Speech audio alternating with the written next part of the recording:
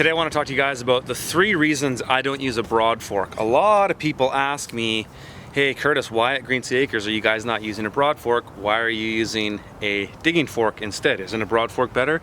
Jean-Martin Fortier uses a Broadfork. A lot of market gardeners use a Broadfork. But it just doesn't work in our context, and this is the most important thing to make clear to you guys, is there is no one size fits all for everything. Every tool, every technique is important to apply to your own context. And that's the primary 3 reasons I want to talk about today as to why we don't use a Broadfork and why we use a fork like this instead.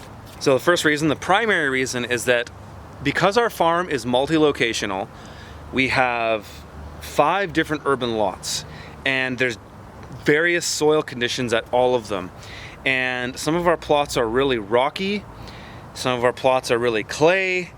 We're often dealing with all these different soil conditions, and a Broadfork across the board doesn't work at all of those soil conditions. At this very plot that I'm standing in right now, there is really, really rocky soil, and it sucks to use a Broadfork in here. You're trying to jam it in the ground, jumping on it, trying to get it in there, and it's really difficult. Because the tines on this are more narrow and cover less surface area than a Broadfork, I can work it into the ground better and move it around and kind of maneuver my way around deep rocks in the soil.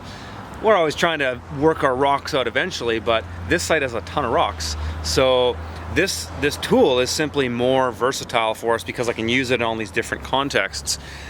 And you know, in really clay soil where I have chunks of clay, this tool just breaks them up better because I can get at them with less surface area. It breaks through them easier without disrupting the soil as much. Second reason, a Broadfork is a big tool. It's heavy and I find it slow. This tool is nimble and fast. I like to think of myself as a nimble and fast guy, maybe in my older age, a little less than I used to be, but needless to say, it is a lot quicker and it's an easier tool to maneuver. I spent 10 years of my life, pretty much all of my 20s, working as a tree planter in the British Columbia Canadian forests, planting trees, and we used to use these really small tree planting shovels. I actually use one on the farm for planting our tomatoes in the greenhouses. And I've just developed a technique, a hand technique for maneuvering these kinds of tools, and maybe I'm a little bit biased, but I find that the nimble and fast tools are just more preferable, and I find they take way less energy to exert to use them. This kind of tool, I can just kind of stand on it and ease it into the ground, and it goes in the ground easier because it has less surface area to penetrate the soil. So it's way easier and it requires way less energy to use. Third reason is the tool is just more versatile. Not only can I use it for forking the beds loose like I do, but I can also use it to harvest carrots.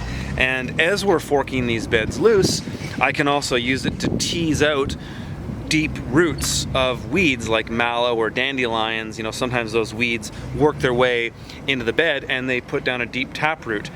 And with this tool, I can go around that weed and tease the root out. So I can use it for 2 things at one time. As I'm forking the bed, I can also be teasing out weeds whenever I find them. And then this is the tool we use for harvesting carrots. So it has multiple purposes, and I prefer tools that have optionality, and this tool certainly has optionality.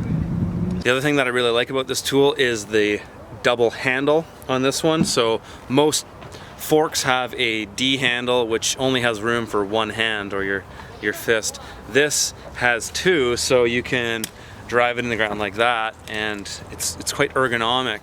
And by using 2 arms, you're exerting less energy than if you were using 1 arm, and it's a little bit more balanced. This was the previous fork we had been using. It's very similar in design, has a single D handle, so you can't do the 2 handle thing, and the tines warp really easily. I've gone through 3 of these forks in the last 2 years, so there's the difference between the 2. Very similar tools, very similar tines. The tines on this one seem to be a little bit thinner, and maybe that's why they have bent easier. So I'll have this one in the link. This is a Radius NRG Pro digging fork. I got this at Lee Valley in Kelowna actually, but you can get it off Amazon, and that's where I've got the link for this. So hope you guys found that helpful. Talk to you later.